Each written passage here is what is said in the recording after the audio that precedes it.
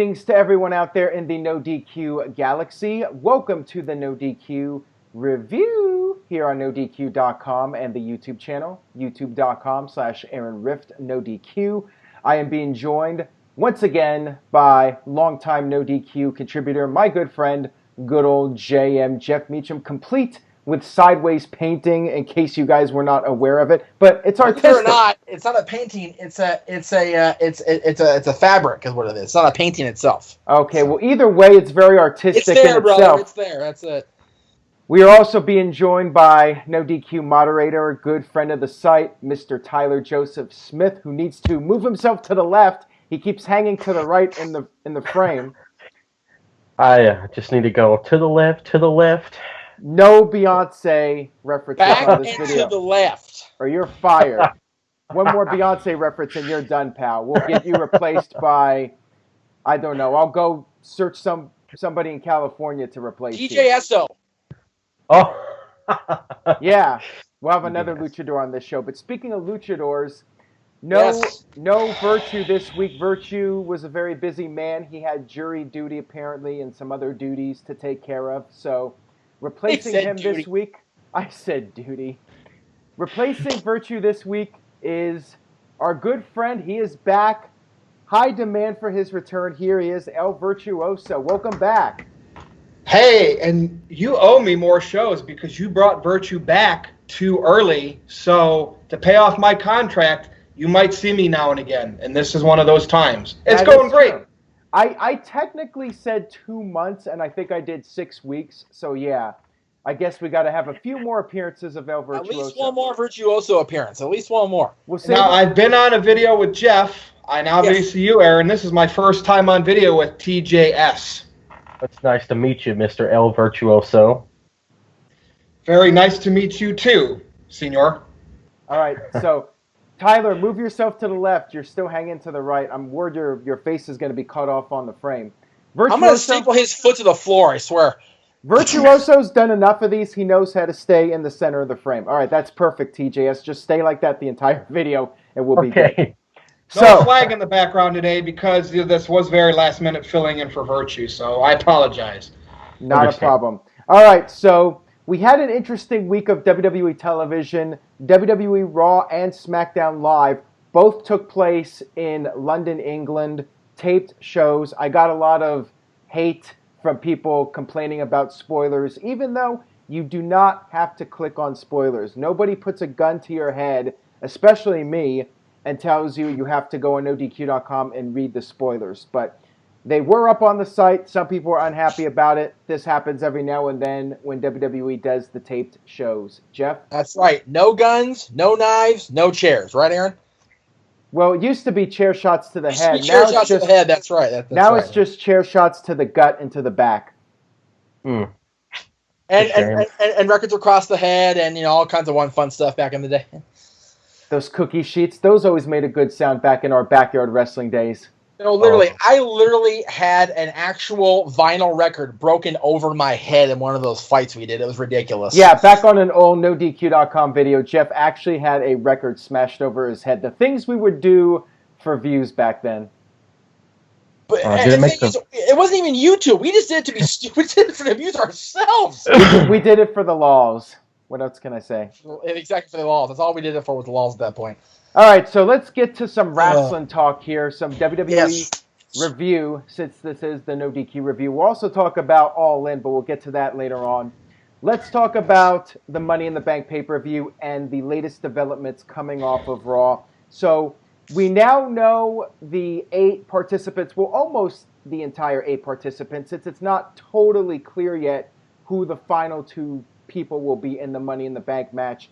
On SmackDown, we had the New Day defeat the Bar, and one of the New Day members will get that last spot in the match. And then next week, we will have Big Cass taking on Samoa Joe.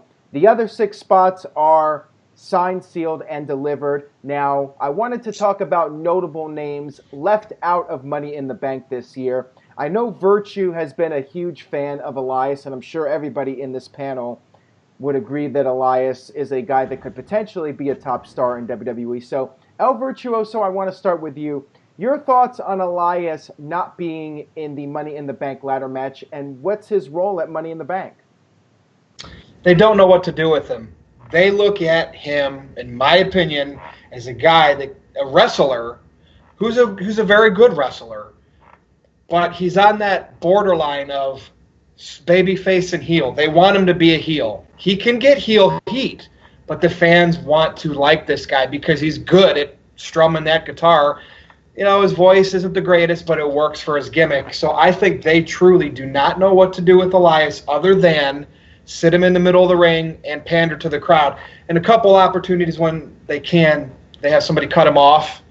Isn't that if the crowd wants to see Elias and hear him, and they have a baby face cut him off, is that really beneficial to the baby face? I don't think so. So I think Elias is just staying here, nothing big, no big feuds, no big matches. They're just going to have him and his guitar until maybe they feel the need to give him big matches. That's just my opinion. TJS? That's a very valid point. TJS, your thoughts? Well, I actually can't believe how far Elias has come since NXT. Because if you look at him in NXT, he didn't really do much. I mean, he was the drifter, and he really wasn't doing the promos before matches or anything. But ever since he came to the main roster, I mean, the guy's on fire. One of the hottest acts in the company, arguably. And as far as what he's going to be doing at Money in the Bank, I actually wanted Elias to win the Money in the Bank ladder match because I think that would have been perfect for him.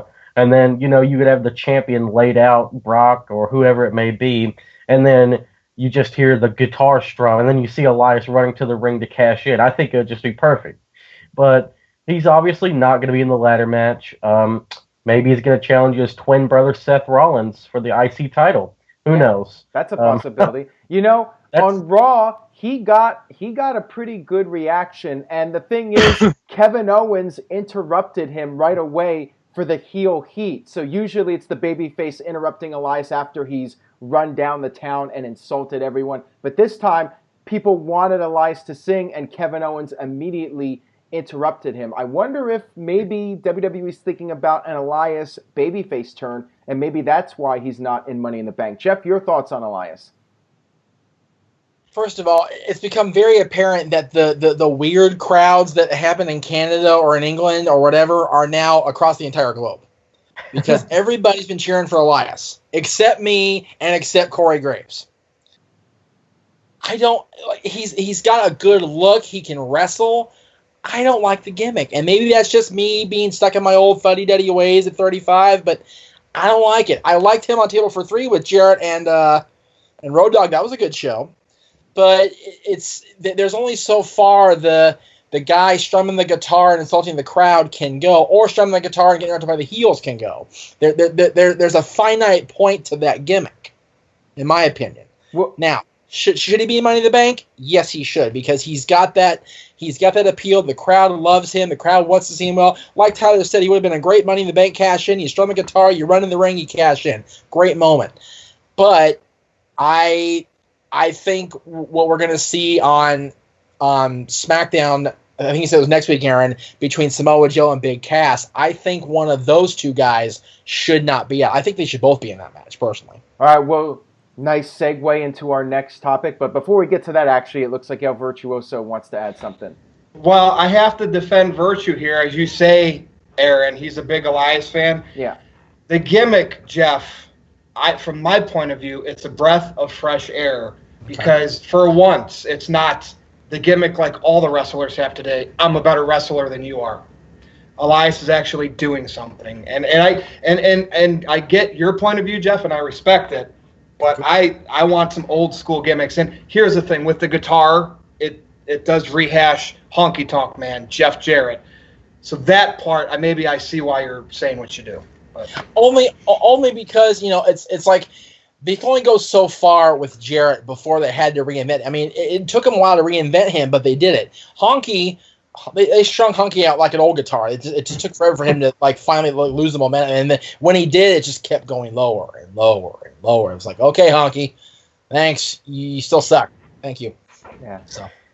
Well, time will tell what happens with Elias. Maybe he will go babyface at some point. Who knows? But He's really been If he growing does, I'll on me. cheer for him. He's really been growing on me. I have to say, I was somewhat critical of the gimmick, but lately it's been catching on with me. It's kind of funny. With Rusev, it took everyone a while to jump on the bandwagon. Maybe Virtue took a while to jump on the bandwagon. Who knows? But then Rusev finally got cooled off, and now he seems to be gaining some momentum again. We'll see if maybe he wins Money in the Bank. But let's move on here and talk about Big Cass, since Jeff brought him up a few moments ago. Big Cass versus Samoa Joe next week for the final spot in Money in the Bank. There seems to be some heat on Big Cass. He might be in the doghouse right now. Apparently, that segment where he beat up the little Daniel Bryan, he was reportedly, apparently, only supposed to hit the big boot on the guy and nothing else. And Big Cass allegedly asked to throw in some punches as well, and he was told not to by several guys backstage, including Vince. But Big Cass went out there and did it anyway. Next thing you know, he loses at Backlash in a very decisive manner. He taps out to Daniel Bryan. He doesn't appear on the next SmackDown Live, and then this week he gets beat up by Daniel Bryan again, and now next week he's facing Samoa Joe. So is Big Cass in the doghouse? Is he going to lose his momentum? Jeff, your thoughts on Big Cass and what the company's doing with him right now? I will say it's going to get me heat, and that's fine. I don't think Cass is going to work without Enzo. Oh. I said that the moment he went down with the injury, and then Enzo went down with whatever the hell he went down with. Not having Enzo to come back and either feud with or reunite with was going to hurt Cass in the long run. Now, do I think Enzo's the great? No, I don't think he's worth anything at that point. But without his little buddy or his little guy to pick on, Cass is one-dimensional. He's got big guy, he's got the height, he's got the look, but his character right now is, I don't like bullies, so I'm going to be a bully instead. Like, what? It's bad. If he did it, he'd go off script, then he's getting what he deserves. Will Joe beat the crap out of him next week? Probably. Yeah, I mean, I just feel like the one thing Big Cass has going for him is his size and having that intimidation factor. And now Daniel Bryan has already made him look like a fool. So the Big Cass thing that he had going for him is gone now. I mean, he just doesn't have it anymore. What does he have to offer to the table? TJS, your thoughts? Well, I'm going to kind of counter what Jeff said about Big Cass being a bully while hating bullies. His thing is that he's a heel, so he's going to be hypocritical, and that helps the fans hate him. So they're like, oh, well, this guy's the biggest bully of them all. But the thing is, in the end, the bully is supposed to get his ass kicked. In the end, not already. Daniel Bryan's already beaten him. Like, he beat him at Backlash, and now he beat him down on SmackDown. So, I mean, that just kind of, it's backwards, because Daniel Bryan's supposed to be the underdog that chases, but he's already, he's beaten Cass twice. As far as the heat goes on Cass, I think that those reports might be true, because if you watch the YouTube clip, they cut off that segment after the big boot, and if you look at the photo gallery on WWE.com, there's no other images past the big boot. Right. So, but I don't understand, because Steve Austin always told people, go off the script, take chances, do what you got to do to impress. And now it's like everything is so by the books. If you go off the script, you get punished, and everything's just so conditioned now. It just kind of sucks. Yeah, that's a very good point. It's not going to help matters, but I guess the rule is if Vince says no, you don't do it. But yeah, I mean, that's definitely going to make guys feel like they cannot go off the script at all. I think that the problem is that he asked to do the punches and Vince told him no, and he still did it. He went against the boss directly. El Virtuoso, your thoughts? Guys, you're forgetting one point here. Oh, wait, that sounded awfully familiar. Yeah, it did. In between Daniel Bryan beating Big Cass, he got heat back by beating the crap out of Cass at the end of the match, after the match at Backlash. So if this event happened with the little guy, it's on SmackDown before Backlash, why would they let him get any heat back at that point on camera? They did. And so whose report? Were we all backstage? Did we see Vince McMahon have this discussion? Now, we can speculate by people saying certain things. Let it play out because we have weekly television and we're so quick to jump to conclusions. Now, if he ends up getting the Baron Corbin effect, he lost some money in the bank, then we can say something happened. But let's let it play out. I mean, we hear one little tidbit of something and all of a sudden Cass is getting buried. First of all, it's Daniel Bryan we're talking about. Right? I mean, Daniel Bryan is like one of the top dogs in WWE. Yeah, I was just so surprised by how decisively he lost at Backlash. That's what really draws my suspicion. Jeff? Well, go ahead, Jeff.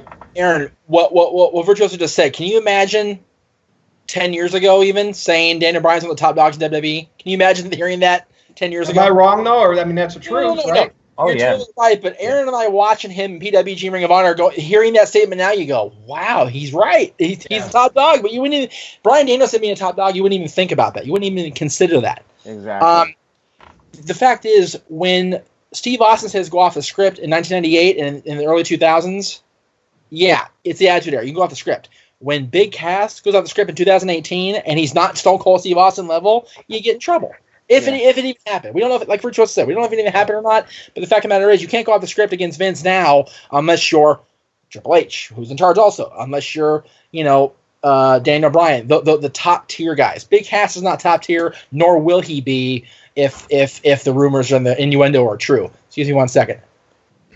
No, well, I think next week will be very interesting to see what happens. I mean, I think Joe should be in it more than Big Cass, and I'm really curious to see how this match plays out. Maybe they'll do some sort of non-finish and both guys end up in it. Who knows? But speaking of guys that might feel like they're cooling off right now is Braun Strowman. Braun Strowman, for the past couple months, has felt like he could be the new top face of the company, but as of late, he just seems to be a guy on Raw. Yes, he did win the Greatest Royal Rumble, but the last few weeks, he really hasn't done much of anything. And this past week on Raw, even though he did not take the fall, he was in a losing effort, him and Finn Balor losing against Drew McIntyre and Dolph Ziggler. So, TJS, let's start with you. Do you feel like Braun Strowman is losing his momentum, but do you feel like people, once again, like what Virtue said, people are maybe overreacting to Braun Strowman not being in the main event every single week? Your thoughts? Well, I'm kind of hoping that Braun Strowman being in the Money in the Bank ladder match is just something to keep him busy until Brock comes back, because Braun Strowman as Money in the Bank winner, it just doesn't make much sense to me. Agreed. You have this 485-pound guy with the Money in the Bank briefcase. I mean, the guy deserves a title match anyway. He just beat 49 other people in the Greatest Rumble. I mean, and you're right, guys. He hasn't done much since he won that. And they don't even announce him as the Greatest Royal Rumble winner now. He just has the trophy at ringside, which broke Monday night. So, I mean, I just don't understand it. It just makes me feel like that match, the Greatest Royal Rumble, was meaningless, like a cash grab. Jeff, you going to say something? I was just going to say, they presented him with the championship belt. Why not have it be like Taz, the FTW belt? Well, yeah, I'm the uncrowned, they're calling Roman Reigns the uncrowned champion. Well, freaking Braun's got a belt saying he's a champion. I'd have Braun come out and go, well, this is nice and all, but I want the red belt, not the green belt. Green light, red light. Tug of war, red light, green light with the belts. Have Braun come out and go, well, this belt's nice, but I want Brock's belt. And have him say, I won the Rumble, I deserve a shot. Or just say, you know what, until Brock shows up, I'm the champion. If Brock has a problem with it, come and do something about it. Total Taz moment right there, because Taz went out there for over a year when Douglas was hurt and said, I'm the champion, and defended the unsanctioned title. It was amazing.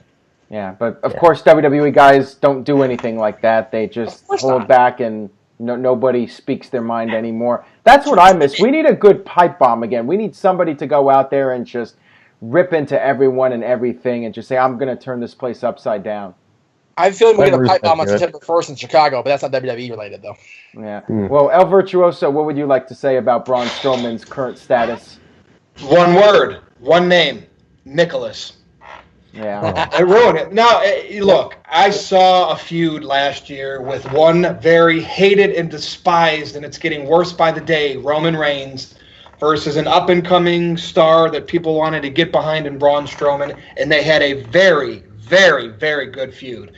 Right? And then kind of got lost with the New Day and Usos feud, but it was right up there. And let's be honest, Braun was at his hottest right around that time leading into the end of 2017, and Nicholas at WrestleMania. It's no direction. It's like if your name is not Brock Lesnar or Roman Reigns, you're not going to get a spot. Yeah. You're not going to get a consistent spot at the top of the card. But that's really what it boils down to. You know what? That segment, though, that showed that Braun Strowman can be the guy because he can do one of those types of segments with the kids, and that's the kind of thing that like Hulk Hogan would do or John Cena would do. Braun Strowman can be there with a kid and not get booed out of the building. So if anything, that proved he can be the top guy. As I've said before on my own videos, on NoDQ Video and NoDQ Live, I feel like Brock Lesnar needs to go in a different direction, and Braun Strowman should be feuding with somebody like Roman Reigns for the Universal title. Lesnar doesn't need it anymore. Maybe turn Lesnar face, have Paul Heyman go with somebody else. Just shake things up. We need a shake up. We need a pipe bomb. We need something to happen to get people invested again. That's just my opinion. Braun Strowman just seems to be on a treadmill right now. Jeff? I will give WWE credit, though. They posted a picture of it on Instagram, I think it was yesterday, advertising the Nicholas and Braun Tag Team Championship shirt. They gave Nicholas the belt. Like there's a picture of him wearing this shirt. They gave him a belt to hang in his bedroom. I thought that was really cool. An actual full-size belt. That was neat. That's like, it was a cool moment, but like you said, Virtuoso just said it. It did show he could work with the kids and be that guy, but it also killed his badass momentum at the same time. It ruins his credibility as a monster. And putting him with Bobby Lashley recently too, who just seems bland as heck. Yeah. One sister, two sister, three sisters. I'm confused. That doesn't help either. His sisters are more popular than Roman Reigns. That's all I'm going to say. They did get a chant. Bobby's sisters. Clap, clap, clap, clap, clap. All right, so let's talk about a new tag team. Well, not really a new tag team, but they do have a new name. Curtis Axel and Bo Dallas, now known as the B Team, complete with A-Team chants on Monday Night Raw in London. So the question I have for you guys is, do you think this team could potentially be a major force in WWE? Now, the funny thing watching Raw is that the Revival, they're basically the setup team now for Curtis Axel and Bo Dallas. And Bo Dallas and Curtis Axel mentioned possibly challenging Bray Wyatt and Matt Hardy for the tag team titles. So, Jeff, you're shaking your head. Your thoughts on the B Team? Why is this even happening? Like, why? Okay. I love Joe Henning, and I love whoever the hell Bo Dallas' real name is. I forget his name now. But they're both great wrestlers, and they both have the potential to be awesome second and third generation stars. But they've been made to be into goofs. They're goofy. And the fact that they had these two guys beat the Revival, who is supposed to be the badass, old school tag team, it doesn't work. And if they haven't challenged Bray and Matt, that's fine. You have the brothers face between Bray and Bo. It's a cool dynamic. I just don't think it'll work in the long run. So, and if I'm wrong, I'll fully admit I'm wrong. Well, actually, let me just correct you. The B Team defeated Breezango on Raw, and Matt Hardy and Bray Wyatt defeated the Revival. Oh, my bad. Yeah, my bad. Just correcting you on that one. Well, that was a cluster. I'm sorry. Yeah, it was. I mean, the tag team division is really a joke right now, I think. And Authors of Pain were not even on Raw. I don't think they were on last week either. I'm not sure off the top of my head. TJS, they had a dark match. Yeah, TJS, your thoughts on the current tag team situation and the B Team? Well, I mean, the Bludgeon Brothers, I don't think they have a challenger for Money in the Bank yet either. No. And they haven't had a match in quite some time. I don't think they've had a match since winning the championship, actually. And as far as the B Team goes, do you guys remember when Curtis Axel took Triple H to his limits? When Triple H was like dying at ringside, do you guys remember that? Yeah. I remember. I remember. You remember? And Curtis was a Paul Heyman guy, and everything just seemed right with the world. And now he's on the B team. It's just a joke. It's a joke. I mean, the fact that they're named the B team and not like the A team, it just shows that there's just second best. And if they challenge Matt and Bray for the titles, I mean, they're not going to win the championship. It's just sad. I mean, these guys deserve better. Bo is a super dominant NXT champion. Axel can go. There's nothing else I can say about this. What happens if they do? What happens if by some crazy miracle or act of Vince McMahon they do win the tag team titles? And I also wanted to say, what about Bo Ryder? Whatever happened to him? I miss that guy. That was super great. What if you have Bray Wyatt turn on Matt Hardy and then join up with his brother and Curtis Axel? That'd be something. You could finally get that going. I don't know. It's well, I think if the B team does win the tag titles, that's because they're going to relay them to the authors of catering. I'm sorry, the authors of pain. But not their fault. It's how do you not have these guys on TV? 3-hour show. It's not like they're on SmackDown where they give some people off sometimes. So that the good insider terminology for Bo Dallas and Curtis Axel, especially at this stage in Curtis Axel's career, Jeff, you might understand this. They're good little hands. Yes. Hey, that could be their new catchphrase. Get these little hands. And stop it. They're good little hands. I mean, the fact that Bo Dallas, who literally, whatever it was, 4 years ago, was the NXT champion when NXT was still really starting to come along and do its own thing, and now he's a good little hand? Like, what? Like Joe Henning, I get that. He's been around long enough where he would be in that good little hand category, but Bo's still got a lot of youth in him. Yeah. Well, I think that Bo Dallas should have followed the Buzzards a long time ago and gone with Bray Wyatt. Yeah, it is what it is. Nothing we can do about it. Only just complain. That's it. Yeah, I was gonna say, except sit here and complain and moan every week like we do anyway. Yep. That's what we're here for. We're here. That's why we're here, kids. We're here to vent. Yep. The NoDQ bitchin'. That should be the new name of this video series. All right. So speaking of bitching and complaining, so a big match has been set up for Money in the Bank, the Raw Women's Championship.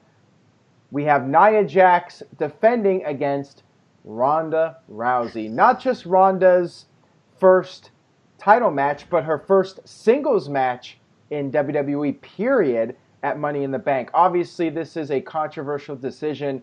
A lot of people not happy about it. A lot of people feel that Ronda should not just be handed a title opportunity, even though in the storyline, it was Nia Jax that challenged her, and Ronda did acknowledge that there are more deserving people. So, El Virtuoso, is it too soon for Rousey to be challenging for the title?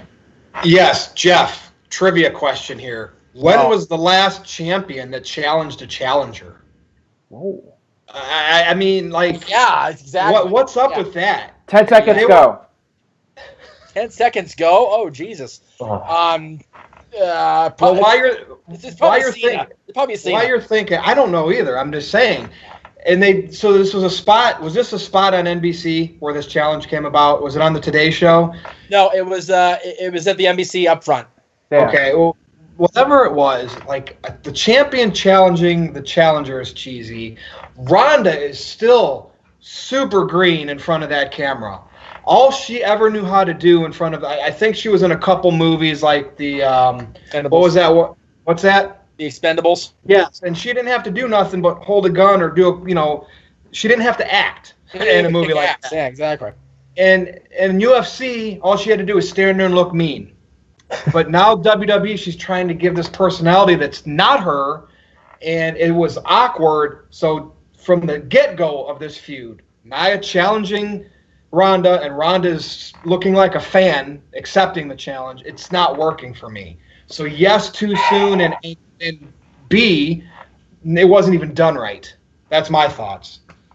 Yeah, whatever happened to actually doing angles on television? I guess doing it this way they could get their publicity or whatnot. But I miss the old days. Back in my day, we used to actually see storylines develop on television, not on random shows, not on Twitter, not on Facebook. Anybody remember when stuff was developed on television? Pepperidge Farms remembers. Yeah. Yeah, you know, because they don't want Nia to be heel, but why Nia should have clubbed her. Or in reality, Ronda should have done it. Ronda should have snapped. Yep. Right? Because then that can give Nia the reason to want to defend against her. But whatever. Yeah, where's the conflict? Storylines are supposed to have conflict where two people have some sort of issue, and here it's just, we're just going to have a title match. That's it. Jeff, your thoughts on it? This is the hot topic of the week because this is the third show in 2 days I've been talking about this. So let's go ahead and get to that there. They have booked themselves into a corner with Ronda. She has not been in the match at WrestleMania. She's not had a serious program since WrestleMania. Do they book her in a qualifying match for Money in the Bank? No, because if she loses, it's catastrophic. Does she go into the Money in the Bank ladder match? No, it's a ladder match. It's a gimmick match. You don't want to put her in one of those yet. Do you book her into a title match and have her win? Well, no, it's her first title match. Why win the first title match? The only way out of this that's safe and secure, I said this yesterday on my Instagram show, and I said it today on Talk Wrestling Live. They need to have her lose the match because Natty costs her, and then we get Natty and Ronda at SummerSlam. There you go. Maybe Natalya wins Money in the Bank and cashes it in and pins Nia Jax, stealing the title away from Ronda. TJS, your thoughts? Oh, I like that. I don't understand this. I watched the clip of Nia challenging Ronda. You see, I could understand this if Nia was built up as a proper monster, but, you know, she's already tapped out before, she's lost before, and she shouldn't be challenging Ronda Rousey of all people, because if she was a monster, she could say, I'm going to be the one to beat Ronda Rousey. But what is this? She's like, I'm going to be the one that gets my ass kicked by Ronda Rousey. Like, it doesn't make sense to me. And, I mean, Jeff mentioned Natty costing Ronda, but I don't think that's going to happen. I don't think that they're going to do all that because they've already got the challenge that happened on the NBC thing. So I could see it on the news. Ronda Rousey wins WWE Raw Women's Championship after being challenged on NBC. I can just see it now. I don't get it. Because think about it, Natty has motive because she can go out there and, you know, if she doesn't win Money in the Bank like Aaron suggested, she can go out there and cost Ronda, you know, why isn't Nia challenging me? I'm the best technical wrestler in the women's division. Why not challenge me for a title shot and give me a title shot? It's totally playing to Natty's heel insecurities. I like that idea. That hype should have been instead of on NBC and PBS because it was an after-school special. Woo! Savage wasn't bringing the heat today, baby. Absolutely. That's the truth. Straight fire. Yeah, straight fire. So, we'll talk more about this when we do our predictions for Money in the Bank, I'm sure. TJS, by the way, you need to forget about that. She never tapped out. WWE doesn't want you remembering that, so don't bring it up. Continuity doesn't exist, I guess. Yeah, you're supposed to forget that. Anyways, let's move on here and talk about the other big topic of the week, past 4 or 5 days, actually the past month or so. The John Cena-Nikki Bella breakup has been a hot topic. John Cena did an interview saying that he still loves Nikki. He still wants to be with her. He wants to raise a family with her. Nikki Bella responded, but didn't really say a whole lot. So what's going on with these two? A lot of people are starting to think that this is a work. It's very convenient that these interviews are going down right before Total Bellas is scheduled to kick off its new season. Very convenient. So people are suspicious, wondering, is part of this breakup a work? Is the entire breakup a work? I mean, obviously the wedding was scheduled and it didn't happen. So who knows how far WWE is blurring the lines with this situation? Who knows how much of it is legitimate, how much of it is a work? Definitely people are confused about it. So TJS, your thoughts on this? How much of it do you think is a work? How much of it do you think is legitimate? Well, I'm not really sure. Well, I guess I do know why they would work this, so they could increase the ratings for Total Bellas. Yeah. I don't know. I mean, like you said, I don't know. I just feel like if John Cena actually got his heart broken, then he wouldn't be so candid and open on like a morning show about this, and he wouldn't be so open about it, talking about how he still loves her and whatnot. I don't know. It just seems like a work to me. But then again, I don't know. But it did. There were reports that that Nikki Bella was still staying nights at John Cena's house.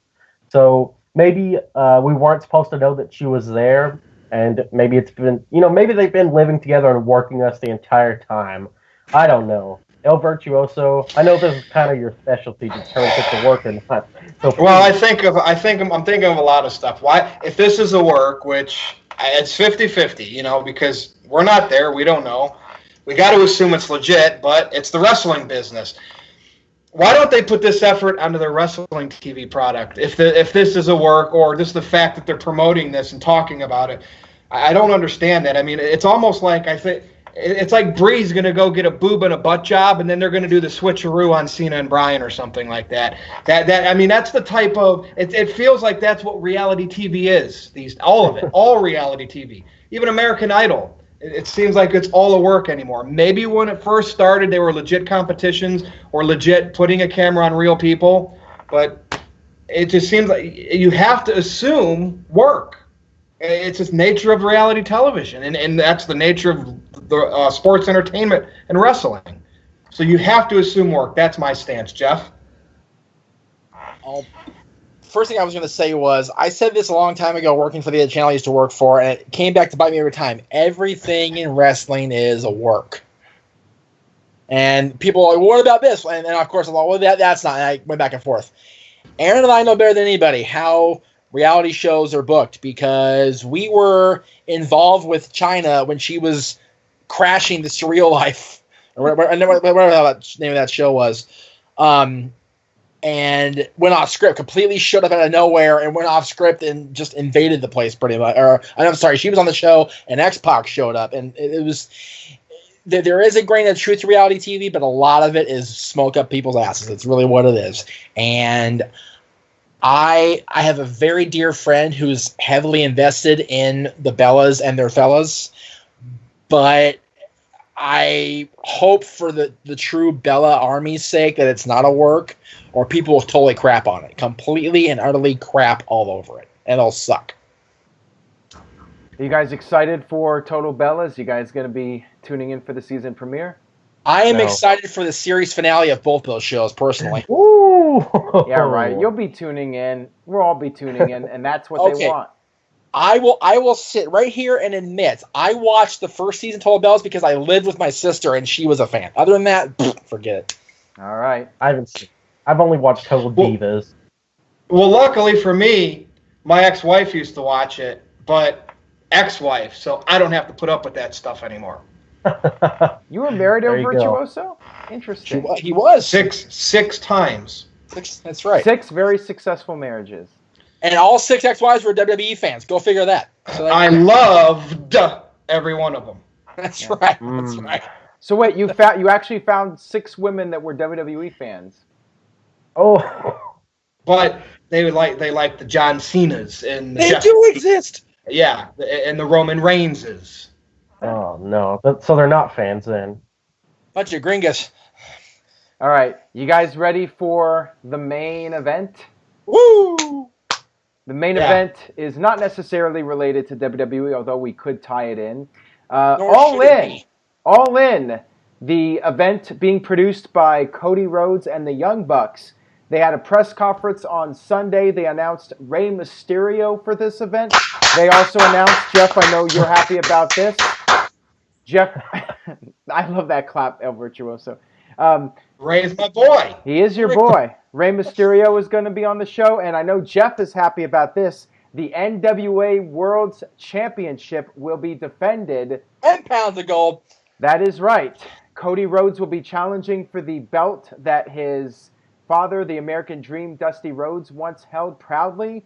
Twice, right now, baby. The champion is Nick Aldis, a.k.a. Magnus, but that could change. I don't think they officially announced the match, Cody Rhodes versus Nick Aldis, because the championship could change hands between now and then. So it's just Cody Rhodes challenging for the NWA's World Championship, or NWA World's Championship. There's an S on the end of Worlds, right? World Heavyweight Championship. Get it right, Rift. Yeah, so They announced that, and then tickets went on sale, and in less than 30 minutes, the entire event was sold Scalpers. out.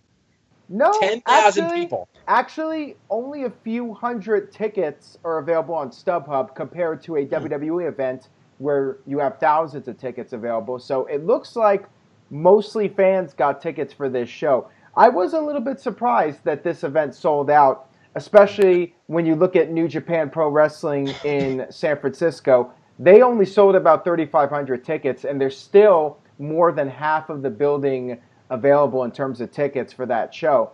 But it just goes to show that Cody Rhodes and the Young Bucks, they have developed this grassroots movement here, and they were able to pull it off, the hype. They were able to get those tickets sold. So let's talk about All In, reaction to the event selling out, and expectations for the show. Let's also point out that a few days prior to the tickets going on sale, Pro Wrestling Tees announced that CM Punk would be doing a special appearance the day before All In, which I have to think maybe helped ticket sales a little bit, maybe not a lot, but I believe there are fans out there that bought tickets thinking CM Punk just might show up at All In. So let's talk about All In, reactions to it. Who wants to go first on this one? Jeff, you want to start us off? I will go last, actually. Okay. I'll go. El Virtuoso.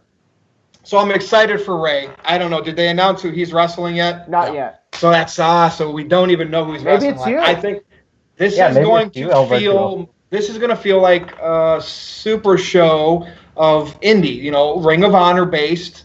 I don't know if they're going to get any New Japan guys, but it's in Chicago, and CM Punk's name is in the weekend.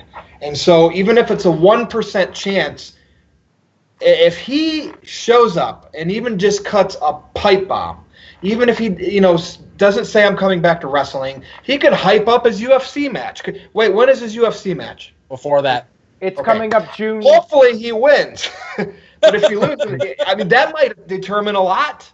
Like I'm interested now in that UFC match because an 0-2 CM Punk, to me, is probably going to be involved physically on that card somehow. A 1-1 CM Punk might just do the autograph signing the day before. Again, just getting everybody's hopes up because who doesn't want to see CM Punk back in wrestling at this point? Everybody does.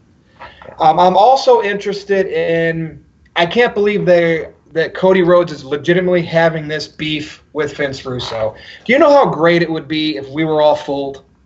And this is not confirmed. This is my speculation. The middleman that was trying to get Russo to be at All In just to cut a promo was Billy Corgan.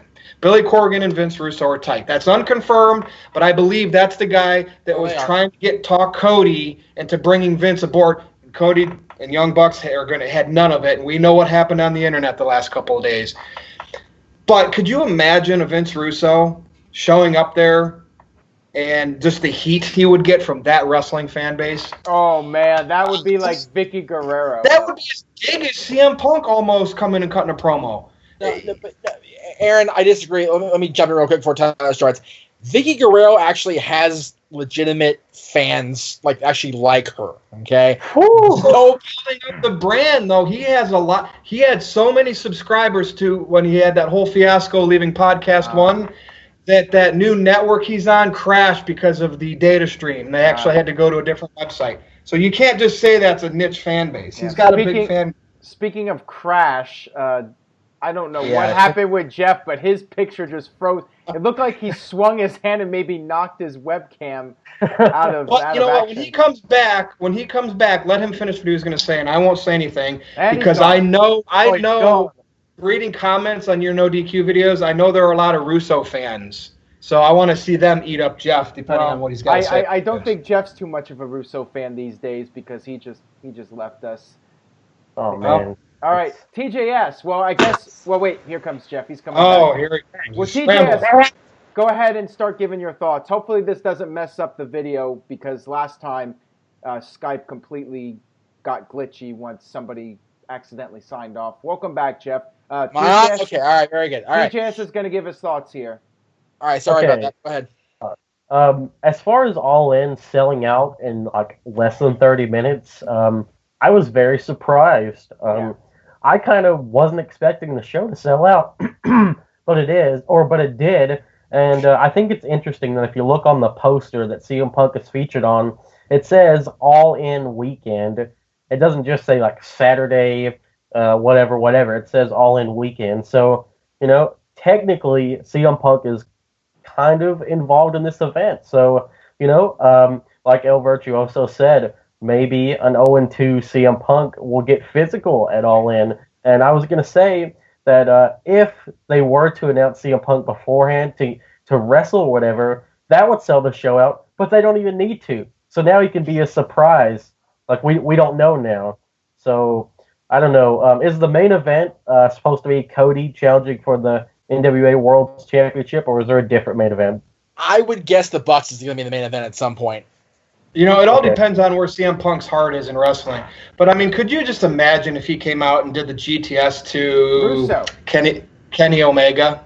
No, imagine Russo coming out and just pissing everybody off. The place is about to riot. They're angry that Russo's there. And then CM Punk comes out and hits the GTS on Vince Russo. Perfect. That works, too, because that is... And Punk doesn't have to wrestle. So Cody Rhodes, Young Bucks, if you guys are hearing this, say a word. That would be is that rocket science? No, tweet this to Cody Rhodes and the Young Bucks. Have Vince Russo come out there and have CM Punk. Yeah, well, Cody already has me blocked anyways. But Jeff, your thoughts on all this? I am wishing now that I didn't book my trip to Vegas so soon, because I'd like to go to Chicago and see All In. It's going to be a fun night for wrestling fans, not sports entertainment fans. It's going to be a fun night and a fun weekend for everybody involved. I know Aaron's going, I'm in Chicago in June, not September. Damn it. So, it's going to be a fun for all. There's no question about that. I would love to see Punk show up. I'd love it if he even didn't show up, honestly, because the Bucks and Cody don't need CM Punk there. If anything, CM Punk needs some sort of publicity outside of getting his ass kicked in the octagon. So I don't know. I disagree. I'd like to see that event. Tickets go on sale without CM Punk attached to it in any way, shape, or form. I'd like to see that. I would like to see CM Punk show up as a surprise. I'm not saying I wouldn't see that. The thing is, they don't need CM Punk on this show. They don't. Yeah, I mean, they'll be fine, but I'm sure people are going to expect him to be there, especially now that he's going to be on the weekend signing for Pro Wrestling Tees. Pro Wrestling Tees is in Chicago. He lives in Chicago. It's not like it's going to be out of town for him. So it's Jeff, do you think that that they would have sold out under 30 minutes if Punk wasn't announced then? 30 minutes, probably not, but definitely that day. I think it would have took a few days. That's my opinion, without CM Punk. The Bucks and Cody have been talking about this for months and months, and getting the roster built, and then they have, Billy announces that they're going to have the NWA Championship there. It's been building, and they sold out. And again, CM Punk being there is a huge maybe. It's a huge, oh my God, this might happen. But I feel that the Young Bucks, Nick Jackson and Cody Rhodes, or Cody, whatever, are the draw themselves. These three guys are what brought 10,000 people into the arena. Why is the Cow Palace struggling to sell for New Japan? Is it that much different? There's no CM Punk on that show. There's no CM Punk on that show. In that weekend. But at the same time, a lot of American fans and non-independent fans don't really identify with the Bucks, don't identify with Cody, and don't identify with the Japanese wrestlers at all. It's the hip thing to like the Bullet Club. It's the hip thing to like Kenny Omega and the Bucks and Cody. But a lot of WWE fans don't feel the need to be hip and cool. We like WWE. We're going to go sell a place out with Roman there and with Cena there, and that's cool, but New Japan's here, and that's cool. Ring of Honor is a thing, but we don't really care. The mainstream wrestling fan does not care about anything going on outside the WWE bubble. Am I saying that's right? Absolutely not. I think that's bogus. I think people should give other companies and other federations a chance. But Cody, damn it, the Bucks and Cody generated this buzz over the course of the last year, and they've really built this up to the point where people feel that they need to be at this show. Yeah, and I also think that there's a theory about fans being more into wrestling on the East Coast. It's a bigger deal for people in Chicago and Toronto and New York City, Philadelphia, San Francisco. They did have a big wrestling scene years ago, but it's not quite as big as it used to be. So that could be a factor. And also, there was just a New Japan show in Long Beach a couple months back. So California fans, they already did their New Japan show, and, it's maybe too soon to be doing another one in California. And you have to remember, wrestling outside of the WWE or WWF back then, west of the Mississippi, fell on its ass in the 80s. Completely just went under. You had the WWF, you had Jim Crockett Promotions, but they were both primarily East Coast based, and neither one of them, more often than not, went west of the Mississippi until, the late 80s, early 90s. So, and Crockett never did. It was, by the time he did it, was WCW. So the fact of the matter is, we out here in California have been, jonesing for something like when PWG popped up. It was amazing for us because we have the West Coast Ring of Honor, and people in Chicago are the hardcore. They're the people that went to WrestleMania 2 and WrestleMania 13, and yes, WrestleMania 13 was awful, but they also went to Money in the Bank when Punk won the title in Chicago. Yeah. They went to that show, and the wrestling fans, since CM Punk left WWE, the Chicago fans have been screaming for his return. The fans, period, but when they go in Chicago, they scream his name to the rafters. They want something different. They want a change, and the Bucks and Cody represent that change. Agreed. Aaron, you were at that UFC fight in Cleveland. What did CM Punk come out to? I can't remember. Cult of Personality. Absolutely. What do you think would happen if that played and he came out during the actual event? Do you think that it would just blow? I mean, would that? They would go bananas. When was the last time we had that in wrestling? It's been a while. Maybe not even close to that level. Maybe Jericho's surprise entrance at that one Royal Rumble in Arizona. Hardy's at WrestleMania 34 or 33. I mean, the last time we got a pop like that where it was completely out of the blue was Jericho showing up on that video screen in Japan late last year. That too. So, the fact of the matter is, the jaded wrestling public, like we are on this video and like we are every week on these videos, want something besides the McMahon machine.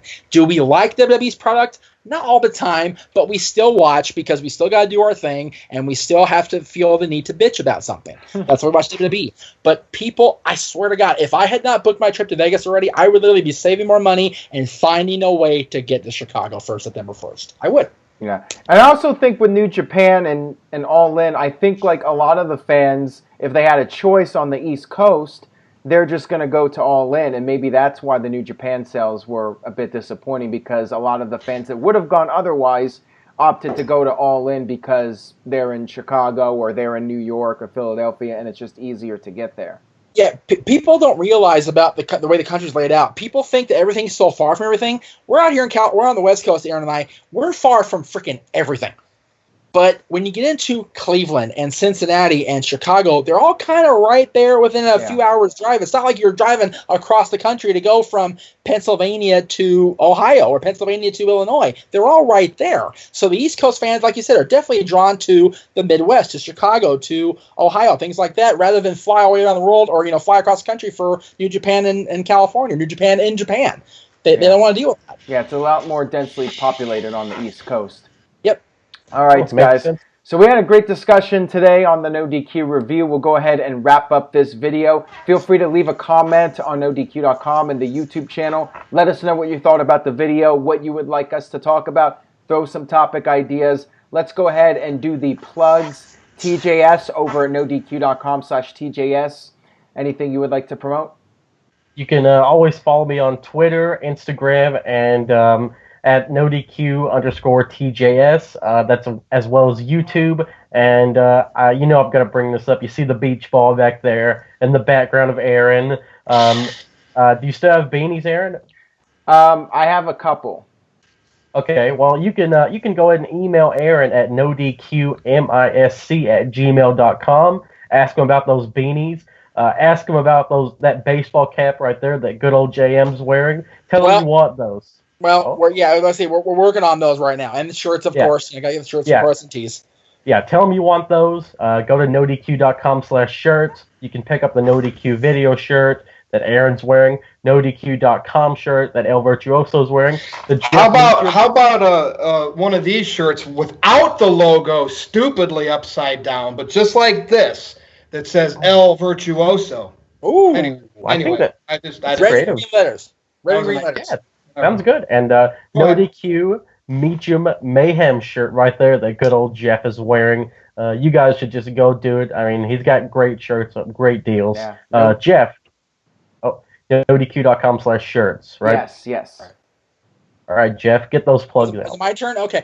nodq.com/Jeff. You can find my, I believe my Twitter through that page, right? Am I correct, Aaron? Yeah, it goes to your Twitter.